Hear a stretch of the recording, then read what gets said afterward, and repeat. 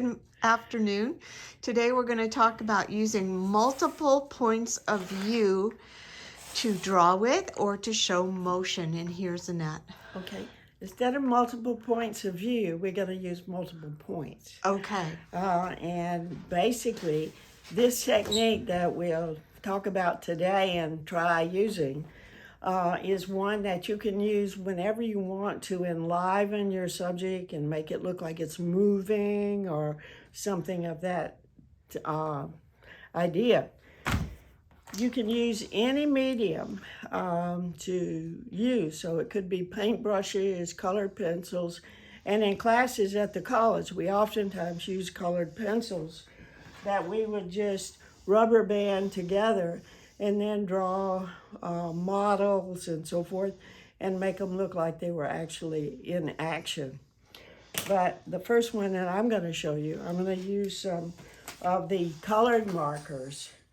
And you can use rubber band, or if you have some tape, something easy to use like masking tape, you can take your medium, whatever it is, and tape them together or rubber band them together.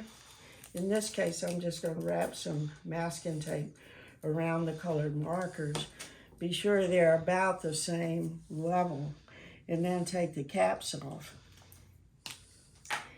All right, here we go. You can use any subject that you want to enliven. I had a photo of Mo the Clown, who used to live in Plymouth, but I think he lives now in maybe Washington State, the Northwest. And I contacted him and got his permission to use the photograph. So I'll use that to demonstrate these. The first method is to take the 3 points, to look at whatever subject you want to use, put the points down. Let's see if I've got them all hitting the surface, and then begin to draw.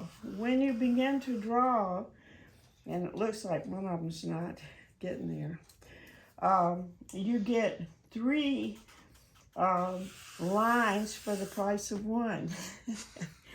Except mine's not reaching there for some reason I don't understand. Okay, well anyway, you get the idea. There we go. All right, so now we have these lines, and so it looks like it's moving. And every time you make 1 line, you actually get 3. And by now, those of you that know me know that oftentimes with whatever artwork I'm doing, I'll start in the middle of my subject and work the way out to the edges. So unlike the continuous line drawing, we can actually pick it up off the paper if we want to. We don't have to keep it down on the surface like that one that we did. And anyway, it gives the idea that there's an after image, that the person is jittery or moving. So if you're doing like a bicycle or a motorcycle or an animal running, something like that, that multiple line helps you.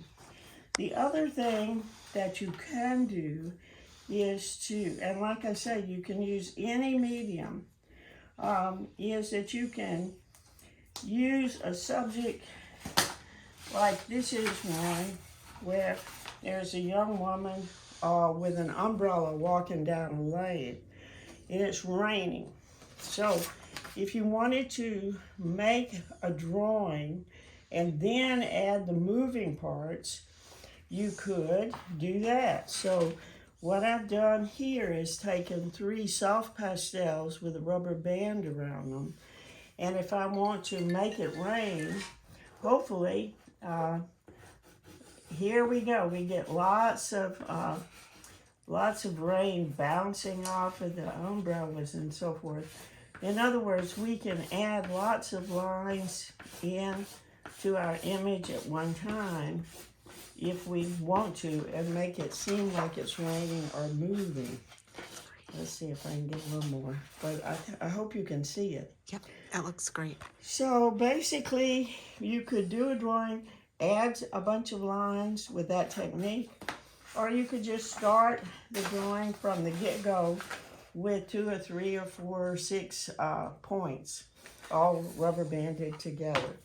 Then add other things to it if you wanted to, like watercolor, soft pastel, you name it.